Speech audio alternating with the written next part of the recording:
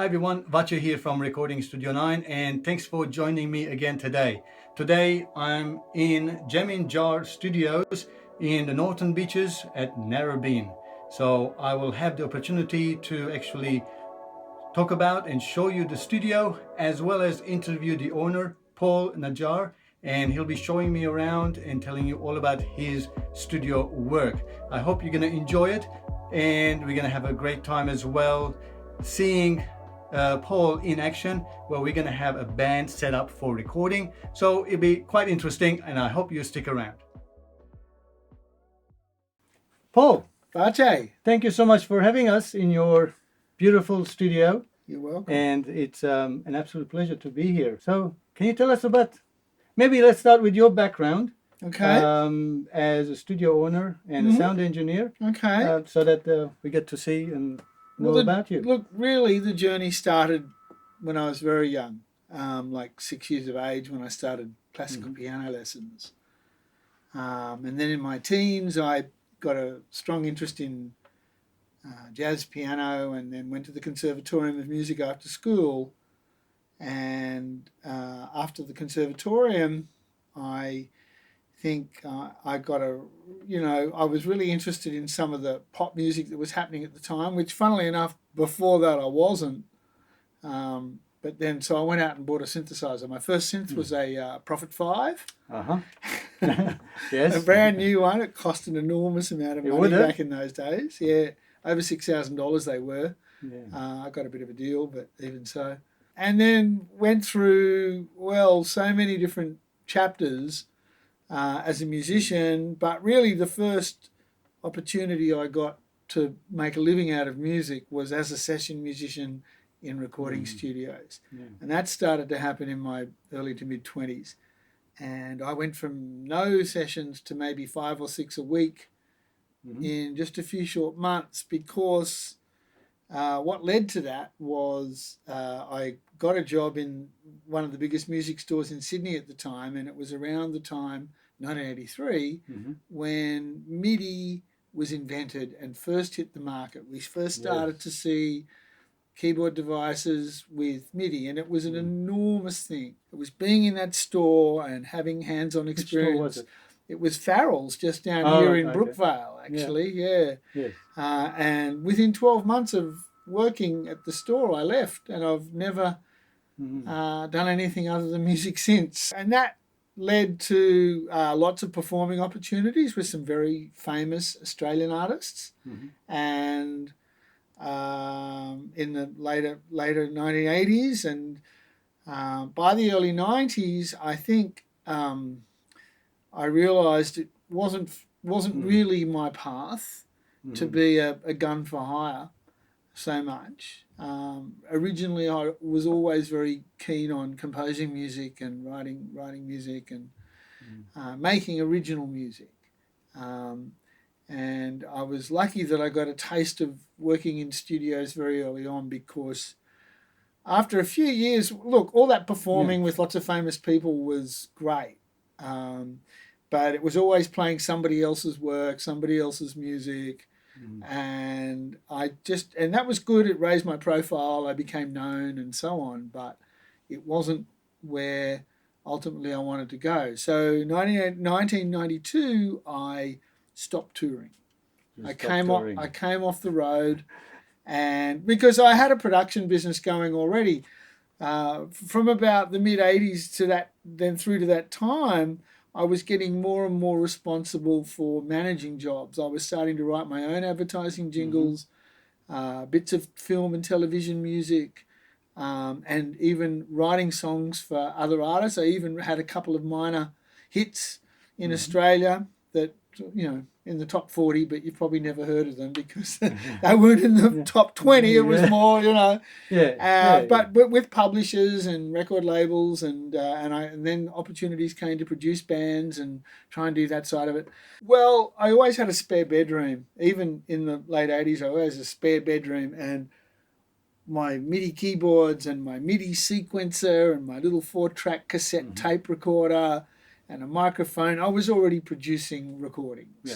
So as you can see, guys, even Paul now in a big studio. I guess we always start in the bedroom, and that's a fantastic place to be creative.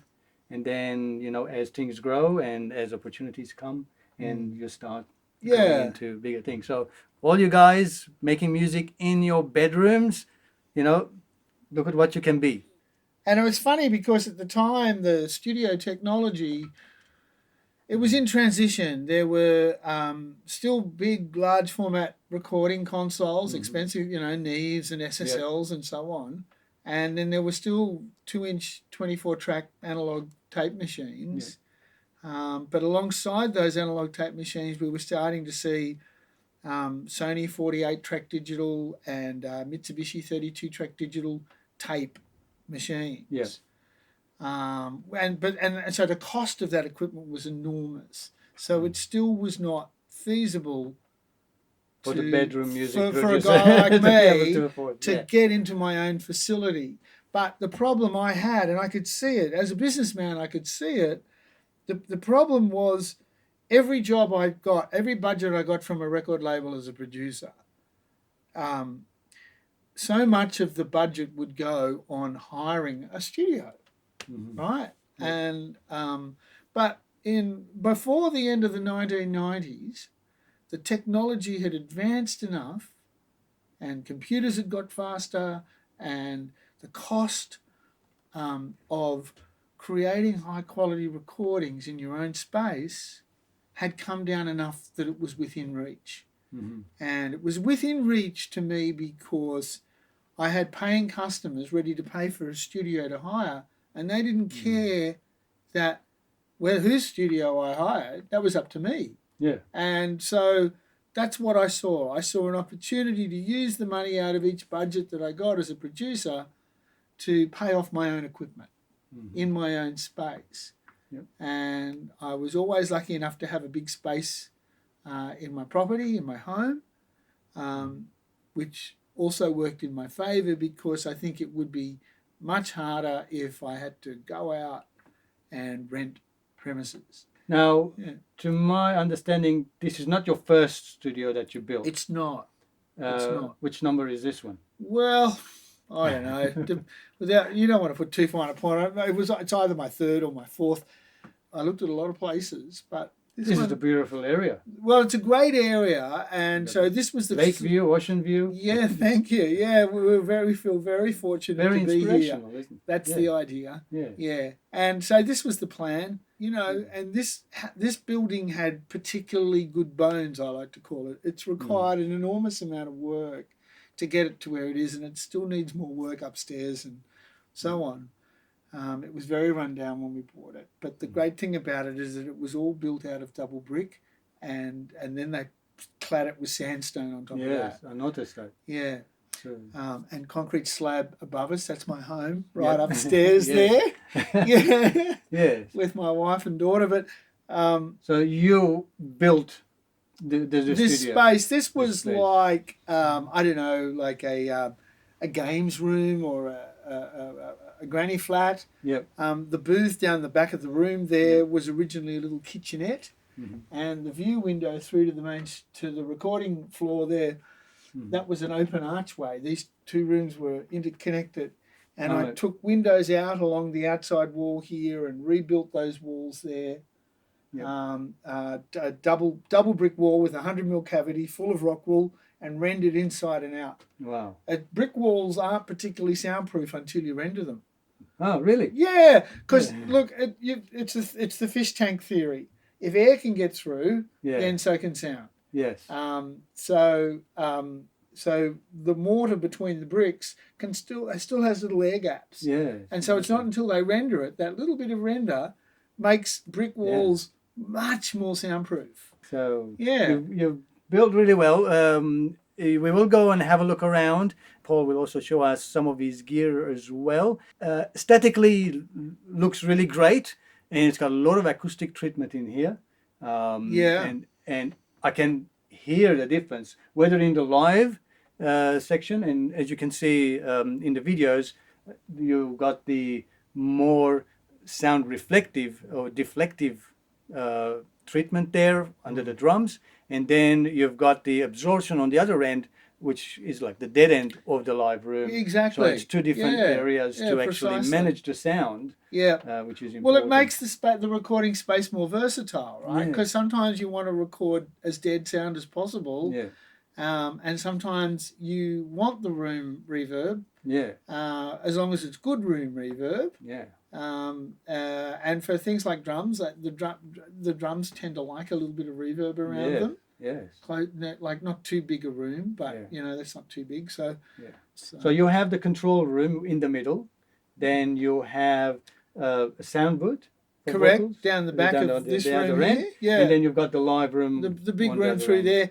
Small, it's quite big to be able to actually fit 5-6 piece band basically. Yeah.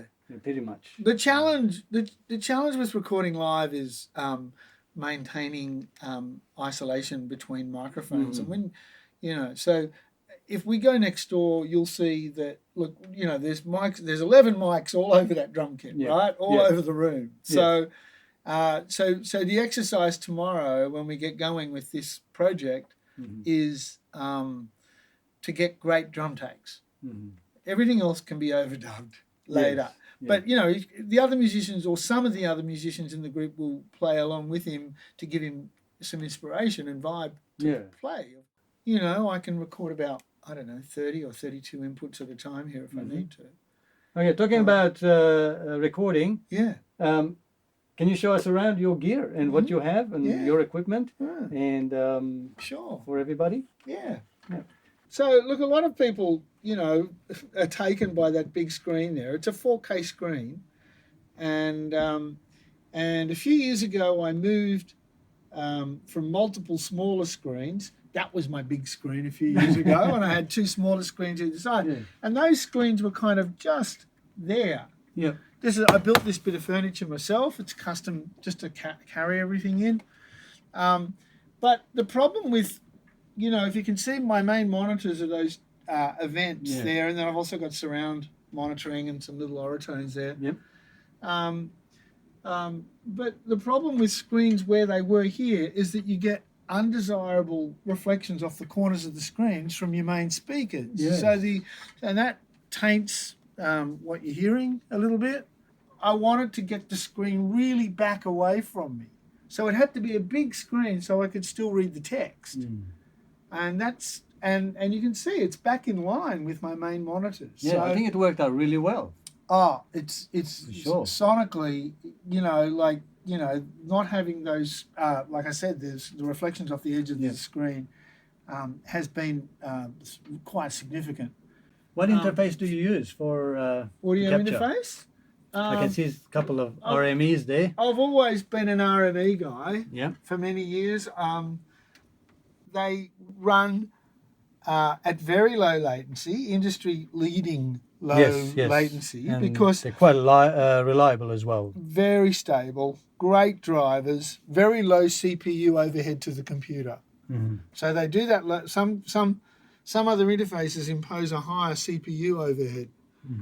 So their drivers are the standard by which all others are judged, and this is all RME software here. This stuff on this screen is really just my meter bridge and my routing software for that interface. It's the UFX. They've got a UFX2 now. And that's how many? It's about you can have up to 30 in and 30 out. 30 in and 30 out. And you use Logic as your Logic 8? Yeah, look, one of the other things that happened along the way to me is about 2005, I got invited by SAE, School of Audio Engineering. I got invited to start doing a bit of lecturing there, and I kind of sharpened my teaching skills up over the next few years there. They're very nice of them to give me an opportunity, and then I've sort of moved on to UTS and also TAFE, and I still lecture a day a week at Ultimo TAFE in their music department. I'm the diploma sound production guy there. Oh, okay. Various places I worked wanted me, because I was a very experienced Logic Pro user already, I adopted Logic Pro at version 1.1 when it was MIDI only. Back around about 1993. And it was just luck that I chose that one instead of some of the others. But And so in the end, I've become a Apple certified Logic Pro master trainer. And you've got McKee for your controls? Yeah, this is a control surface. That's a full range. Yeah, it's a big mouse. That's all it is. I only have that one. Right, yeah. No, I've gradually expanded it out over the years. I think it's beautifully integrated, and I'm really fast, and it just makes my life beautiful. The computer I'm running is still just an old Mac Pro down the back there. Down the back there, yep. And that's 32 gig of RAM, and that's a 6-core machine. It's still a very, solid, fast machine. Yep. Made faster by, I've got a 12-core Universal Audio UAD plug-in system. They're the main suite of plugins I use when I'm mixing. And then over here we have this is the nice front Avalon. End. Yeah, this is. You have two. Yeah, I've got they're a sequentially numbered match pair. Those guys. Oh, okay. Yeah, so they're great. Sometimes and they get used for recording. Obviously, they're very nice preamps. Yep. And tomorrow, the one that's not on, the electric bass, is going to be going through that as a bass DI. It's a beautiful bass DI. And I'm a huge fan of API equipment. In fact, my dream that it would cost me about $60,000 or $80,000 to get one here would be one of their 1608 consoles.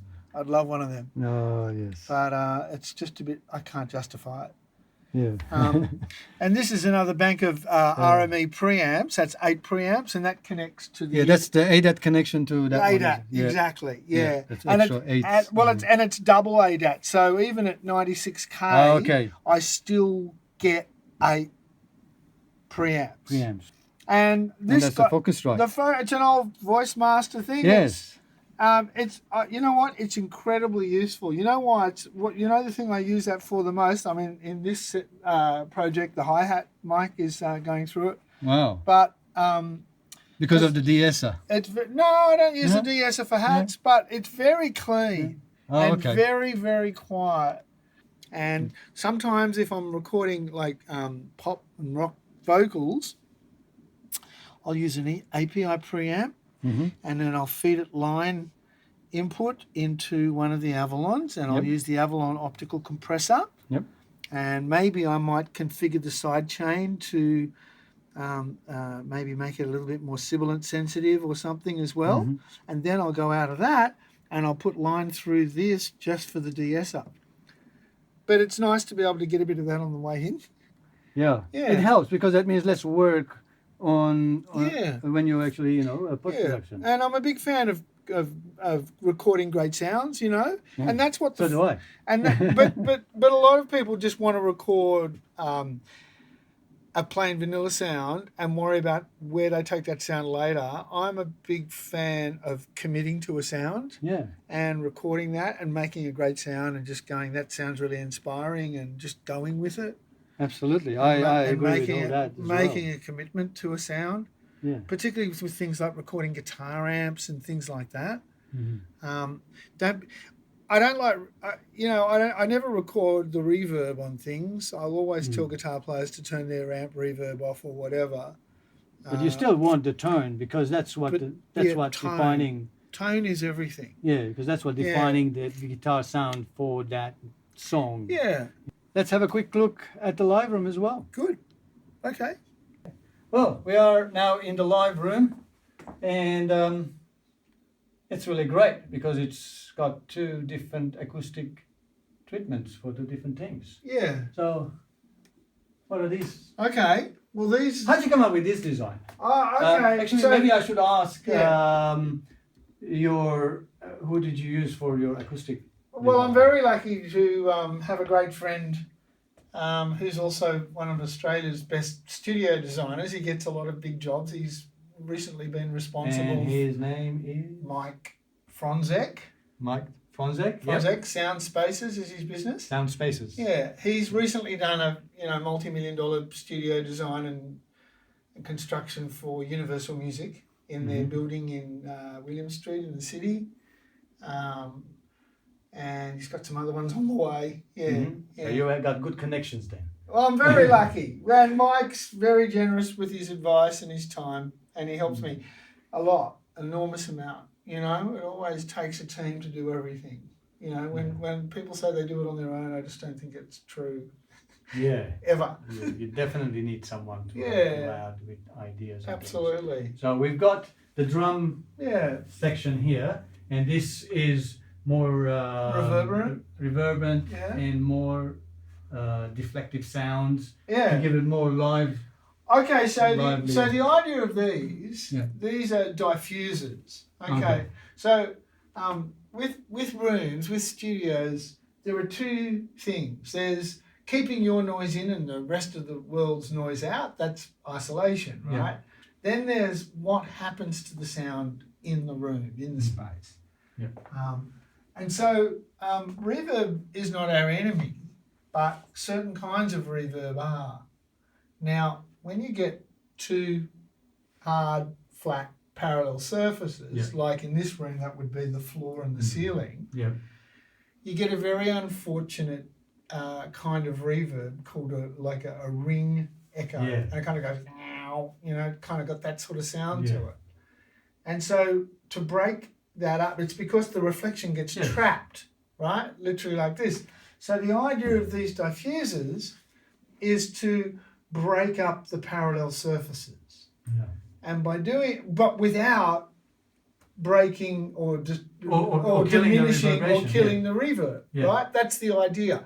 They're hollow inside. I built these with bendy ply, just 3mm bendy ply. Oh, they're handmade. I've everything here I have built myself. Wow.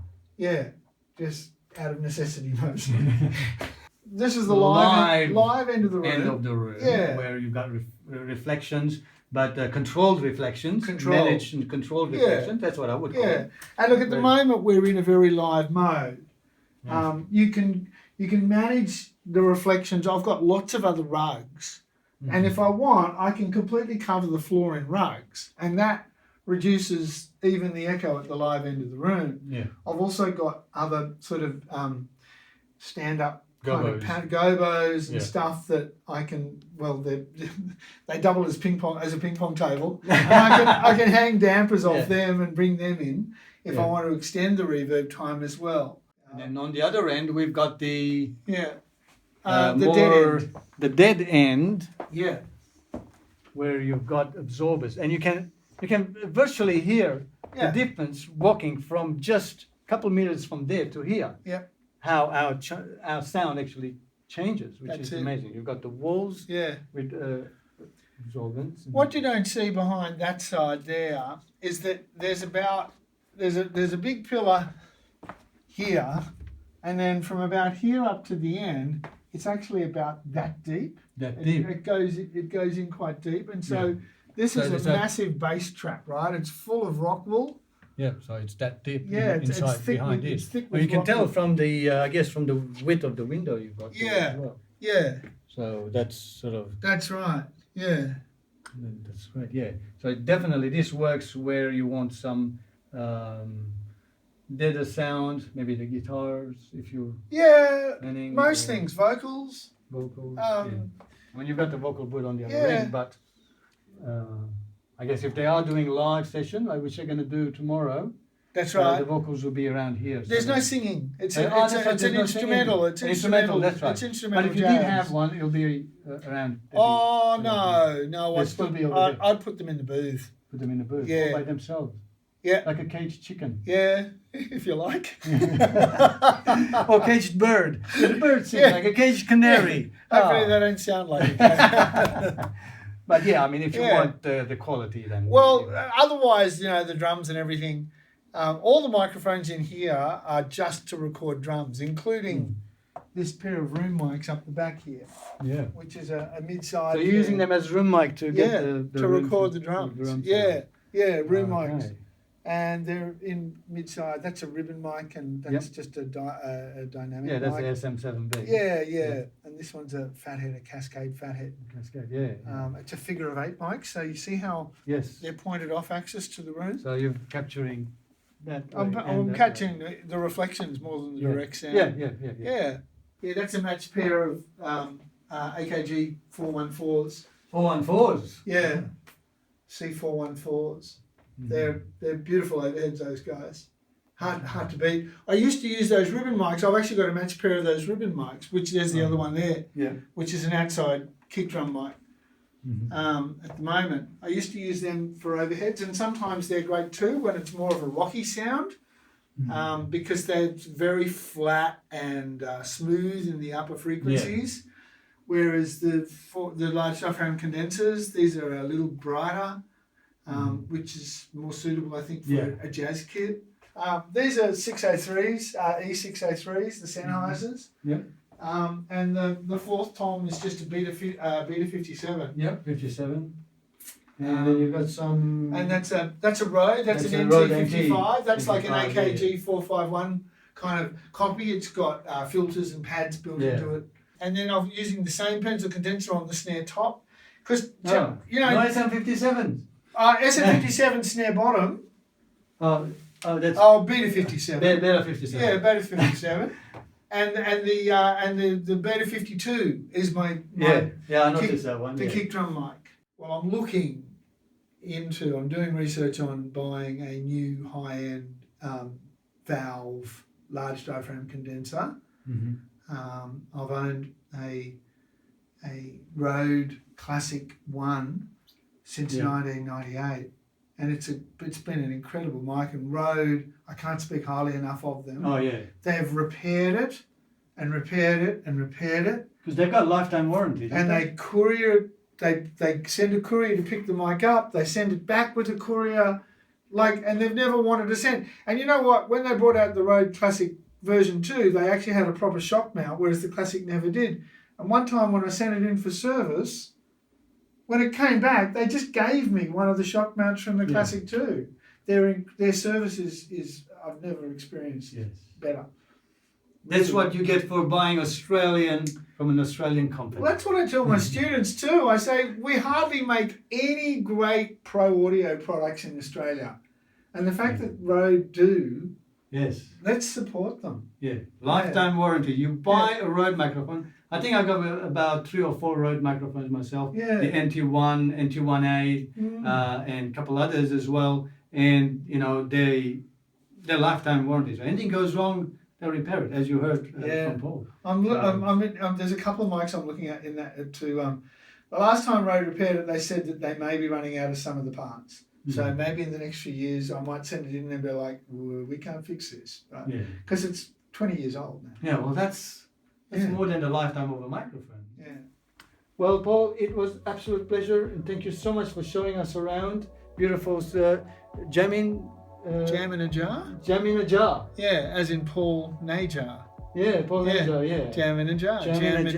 Jaminajar, So you're jamming music. So that's what it is. Thank you so much for having us today. Vajay, thanks so much for your interest. It's absolute pleasure. And, we get to see what you can provide, what musical creativity you can give to musicians as part of your mixing and mastering. That's just part of the service as well, mixing and mastering. Paul will do. We do it all. We do absolutely everything. Pretty much from concept all the way to mastering. That's it. That's it. Thank you so much. Thank you. We'll hope to see you again in the future. Good. It'll be my pleasure. Thank you. Good.